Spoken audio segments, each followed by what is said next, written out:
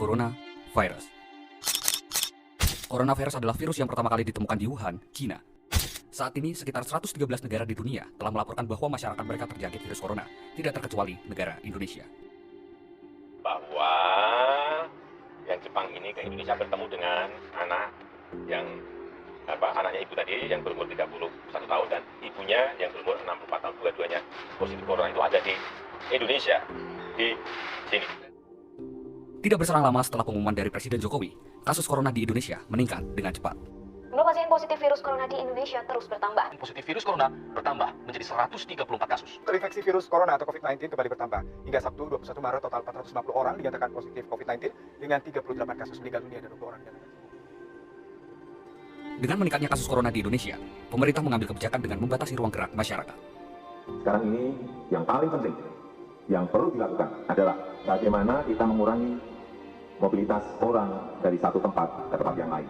Hindari kontak langsung sesama rekan, teman, kerabat dan saudara. Karena hanya dengan menghindari kontak langsung, virus corona bisa ditimbulkan. Nah, harapan dari Polsek Sawangan khususnya bagaimana menyadarkan atau membuat warga masyarakat itu sadar betul dengan penyebaran virus corona. Dengan cara apa? Kita melakukan sosialisasi ke kampung-kampung, ke desa-desa dan sebagainya. Caranya untuk mencegah agar masyarakat tidak di tempat-tempat tadi.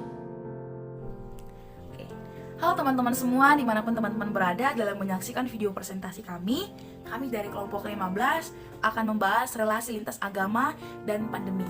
Nah, adapun anggota kelompok kami yang pertama itu ada Arif Gabriel Sinaga dengan NIM 71200244 dan ada Carlos Melkisedek Simanjuntak dengan NIM 71200318 dan ada Valentin Pandahuki dengan NIM 71200314 dan ada saya sendiri Hana Panjaitan dengan NIM 71200299. Nah, dalam presentasi ini kami akan memberikan rules begitu apa yang akan kami sampaikan. Yang pertama adalah latar belakang penulisan, kemudian dilanjut dengan tujuan dari penulisan dan apa itu autoetnografi, kemudian kehadiran COVID-19, terus disusul dengan dampak dari COVID-19 dan dampak COVID-19 ini kita mau melihat bagaimana ibadah di masa pandemi COVID-19.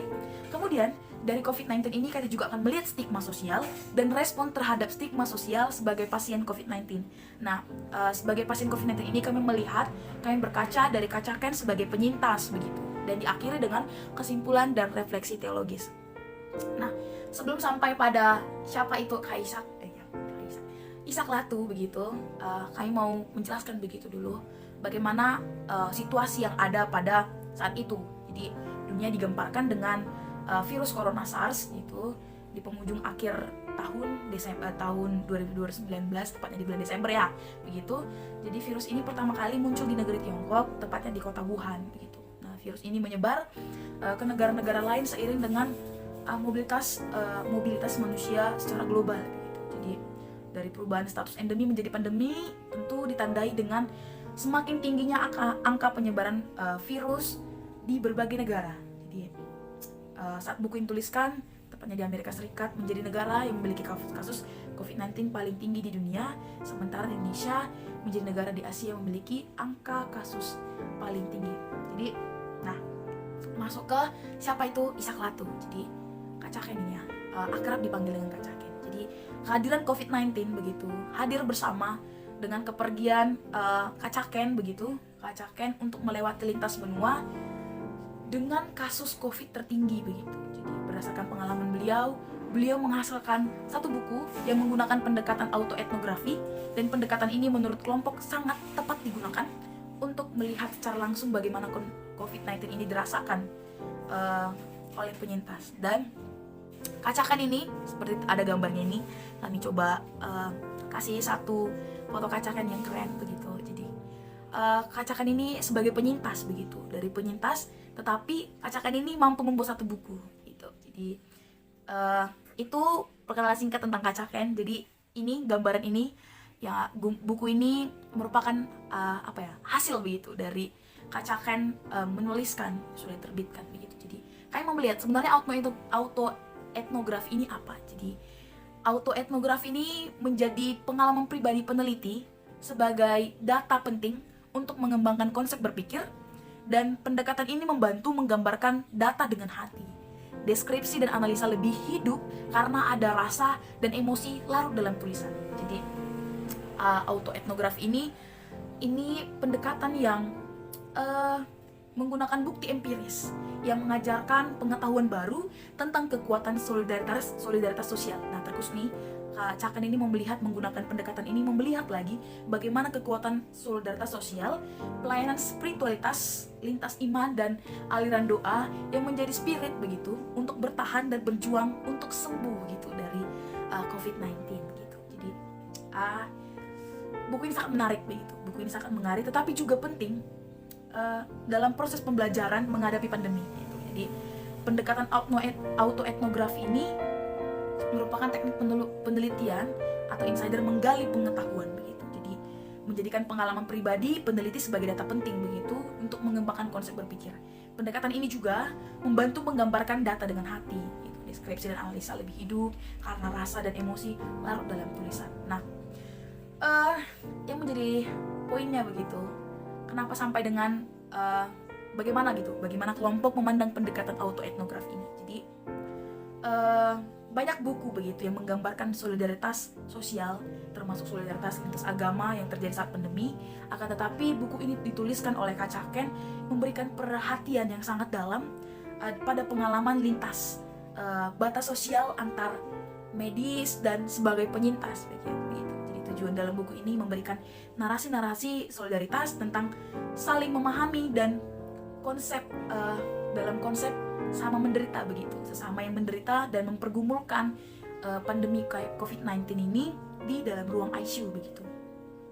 Buku ini digambarkan Kak Caken bertujuan untuk membandingkan kondisi COVID-19 di Amerika Serikat dan di Indonesia karena berdasarkan dengan judulnya nih, lintas benua begitu. Jadi Kak Caken dalam perjalanannya itu memperbandingkan begitu, menurut kami kelompok memperbandingkan bagaimana orang-orang begitu menghadapi COVID-19 ini, terkhusus di Amerika Serikat dan Indonesia, diperbandingkan antara Amerika Serikat dan Indonesia. Nah, ternyata berdasarkan pengamatan Kak Caken ini, mengapa sedemikian kami memandang autoetnografi ini baik begitu digunakan Kak Caken begitu. Kami melihat ini sangat baik karena ini ya, nilai plusnya dari Kak Caken ini juga memiliki latar belakang sebagai sosiolog, pengamat sosial. Jadi kami pikir, ya pendekatan ini tepat begitu untuk melihat bagaimana sebagai penyintas begitu, sebagai penyintas juga dari pengalaman pribadi ini mengembangkan konsep berpikir seperti di poin pertama yang tadi kami jelaskan. Jadi, nah kembali lagi Kak Caken begitu melihat sebagai sosiolog gitu mengamati ternyata ada diskriminasi yang terjadi di Amerika Serikat sebagai bentuk respon begitu, sebagai bentuk respon adanya COVID-19 ini dan ada diskriminasi dan prejudice terhadap orang Asia terjadi di Amerika Serikat yang berbasis agama begitu. Jadi kami juga menilai begitu informasi yang detail yang disampaikan oleh Kak Caken yang penuh perasaan yang menggugah sebagai penyintas. Ini kami menilai bahwa ini tepat begitu. Maksudnya tepatnya itu sangat baik begitu menggunakan pendekatan autoetnografi ini.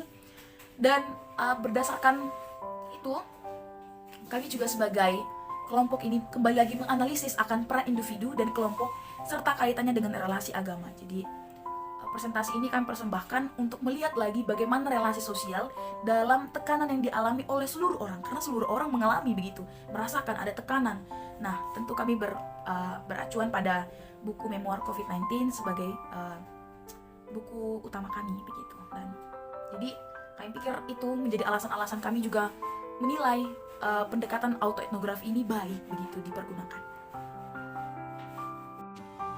Kehadiran COVID-19. Sejak akhir Desember 2019, masyarakat di dunia dikejutkan dengan hadirnya sebuah wabah baru yang menyerang manusia di kota Wuhan, Provinsi Hubei, Cina.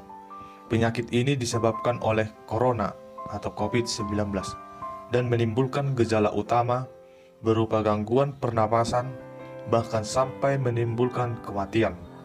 Selain Cina, coronavirus juga menyebar secara cepat ke berbagai negara lain, termasuk Jepang, Thailand, Korea Selatan, Amerika Serikat, dan berbagai negara penjuru dunia termasuk Indonesia. Ledakan jumlah kasus di Wuhan Cina menunjukkan bahwa COVID-19 dapat ditularkan dari manusia ke manusia. Virus bisa ditularkan lewat droplet, yaitu partikel air yang berukuran sangat kecil dan biasanya keluar saat batuk atau bersin.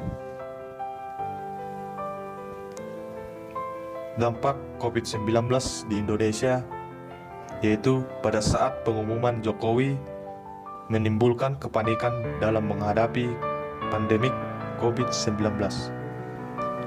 Kepanikan yang dihadapi masyarakat diberikan label panik buying.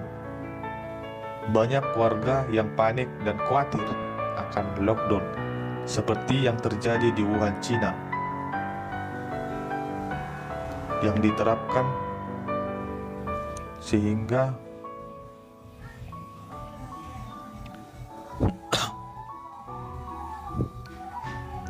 dampak COVID-19 di Indonesia yaitu pada saat pengumuman Jokowi menimbulkan kepanikan buying dalam menghadapi pandemik COVID-19. Kepanikan yang dihadapi masyarakat diberikan label panik buying. Banyak warga yang panik dan khawatir akan dilaksanakannya lockdown seperti yang terjadi di Cina yang diterapkan sehingga mereka tidak bisa keluar dari rumah.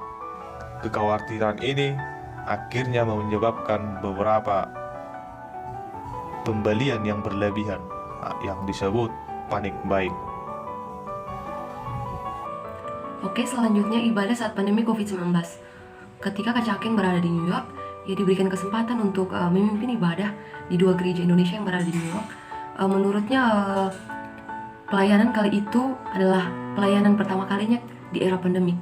Pelayanan kali itu sifatnya terbatas karena mulai dari warga jemaat yang hadir hanya beberapa, kemudian cerita panjang yang biasanya selalu dilakukan setelah ibadah, kemudian hari itu tidak dilakukan. Menurutnya layar 4 persegi harus menggantikan ruang suci tempat ibadah. Pandemik memaksa ruang sakramental, tempat orang percaya yakin akan pertemuan dengan Sang Ilahi, berganti secara drastis dari bilik fisik ke ceruk mental. Dalam khotbahnya juga Kak Caking menyatakan bahwa ibadah itu bukan soal tempat, tapi soal hati. Di mana hati terangkat, di situ kita beribadah. Pandemi COVID mengajarkan kita untuk melihat dan berpikir melampaui layar atau beyond the screen. Meskipun ini merupakan hal yang baru, tetapi ini merupakan bagian dari cara-cara gereja dalam menghadapi bencana-bencana dunia, termasuk bagaimana respon gereja dalam berupaya menjaga spiritualitas umatnya di tengah bencana dunia yang sedang dilanda COVID-19. Sehingga walaupun hanya sedikit orang yang hadir dalam ibadah, dapat dilihat bahwa gereja setidaknya mendorong umatnya meskipun dipisahkan oleh jarak karena pandemi COVID-19. Oke, selanjutnya kita akan masuk dalam COVID-19 dan stigma sosial. Stigma sosial adalah tidak diterimanya seseorang pada suatu kelompok karena kepercayaan bahwa orang tersebut melawan norma yang ada. Stigma sosial sering menyebabkan pengucilan seseorang ataupun kelompok sebagai akibat dari kurang dukungan sosial dari orang sekitarnya. Wabah COVID-19 ini membuat munculnya suatu fenomena sosial yang berpotensi memperumit situasi, yaitu stigma sosial dan asosiasi negatif terhadap seseorang ataupun sekelompok orang yang mengalami gejala atau menyandang penyakit tertentu. Asosiasi negatif di sini pun terjadi dengan lingkungan sekitar Kak Caking, di mana dengan kepulangannya di Indonesia, ia tidak diterima oleh warga sekitar rumahnya karena warga tersebut memiliki stigma setelah mengetahui bagaimana virus corona ini menyebar dan yang terjadi jika orang di sekitarnya tertular. Stigma tersebutlah yang membuat adanya pandangan buruk hingga menolak keberadaan Kak Caking setelah kepulangannya dari Amerika Serikat. Penolakan itu sebagai ketakutan dari warga setempat akan virus yang bisa menular ke siapa saja. Stigma sosial ini jika dilihat sangat berpengaruh bagi psikologi orang lain, karena hal ini dapat membuat orang lain cemas dan merasa dirinya tidak diterima dalam masyarakat. Sehingga ketika seorang telah memikirkan hal ini, maka akan semakin mudah baginya untuk terpapar COVID-19. Oke, selanjutnya kita akan masuk bagian respon pasien COVID-19 akan stigma sosial. Menurut tanggapan pasien COVID-19 dalam menghadapi stigma sosial, ialah ia merasa penolakan adalah hal yang sangat-sangat wajar saja. Karena jika diketahui bahwa penyakit ini adalah penyakit yang baru, juga belum ditemukan obatnya, kemudian penyakit ini dapat membunuh banyak orang. Namun di sisi lain, orang yang mengalami stigma ini, yang mendapat stigma sosial ini, mengalami tekanan psikologi yang sangat berat karena mendengar angka kematian yang sangat tinggi. Tekanan yang dialami muncul karena kecemasan obsesif. Indikator kecemasan obsesif ditandai dengan pikiran negatif, sehingga membuat gelisah, takut, dan khawatir berlebihan. Akibatnya timbul depresi sehingga mudah terkena efek kepanikan dan ancaman yang berhubungan dengan virus corona dan menjadi stres di kemudian hari. Faktor ini sebenarnya yang menyebabkan stres disebut stresor. Stresor dapat bersifat fisiologik di mana orang tersebut merasakan dingin, panas, infeksi, rasa nyeri, dan pukulan pada tubuhnya. Psikologis takut, khawatir, cemas, ketidaknyamanan atau ketidakmampuan mengatasi suatu masalah atau tidak adanya rasa aman dalam diri. Baik, di sini saya akan menjelaskan kesimpulan. Berdasarkan pengalaman yang dilakukan oleh penyintas COVID-19, memberikan pesan moral secara spiritualitas, yakni antara kematian dan kesembuhan. Hal ini menjadi salah satu bagian dari misteri kehidupan atau menurut komunitas agama sebagai takdir atau rahasia ilahi. Memahami hal sedemikian terkadang sulit untuk dinalar atau dipahami dengan akal pikiran manusia. Situasi pandemi membawa setiap insan manusia kembali untuk lebih berserah kepada Sang Pencipta yang memberikan nafas kehidupan untuk terus bertahan dalam situasi apapun.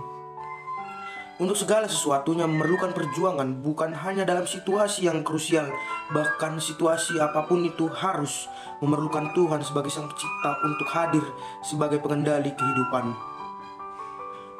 Kelompok menyimpulkan bahwa dalam tekanan sosial yang universal memberikan dampak pada relasi sosial.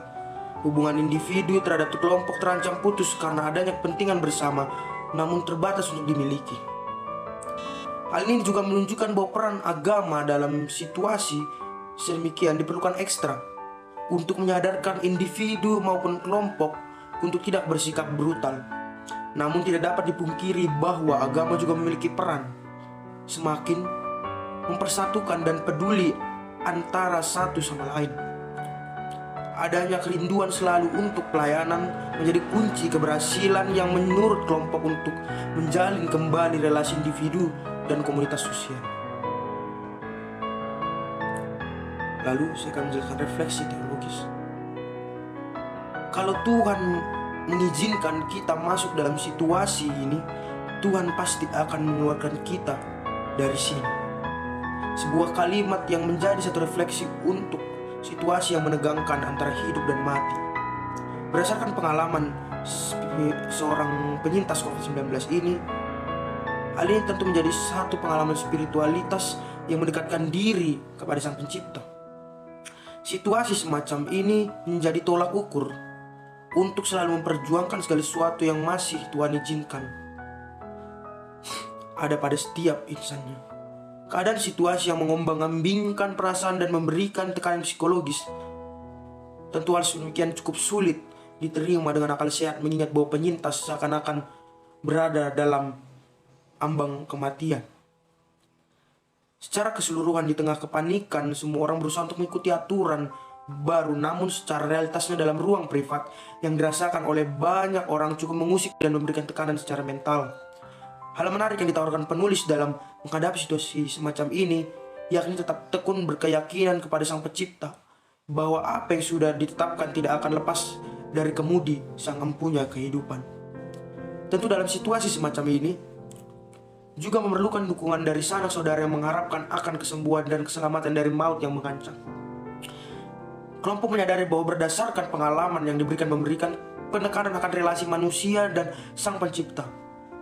Relasi sedemikian menjadi obat penenang di tengah-tengah gempuran berita kematian yang dalam konteks situasi pandemi mengancam siapapun itu tanpa terkecuali. Hanya saja yang perlu ditekankan oleh kelompok bahwa berdasarkan pengalaman yang diberikan penulis memberikan penguatan. Hal ini juga menjadi landasan untuk semakin meyakinkan diri sehingga nantinya kita mampu berelasi dengan pribadi-pribadi yang memiliki pengalaman yang sama dengan latar belakang dan aspek kehidupan yang berbeda. Dalam artian bahwa dalam ketidaksiapan individu akan situasi pandemi COVID-19 membawa pada perenungan untuk semakin menguatkan diri agar mampu memberikan energi yang positif kepada orang lain untuk terus bertahan.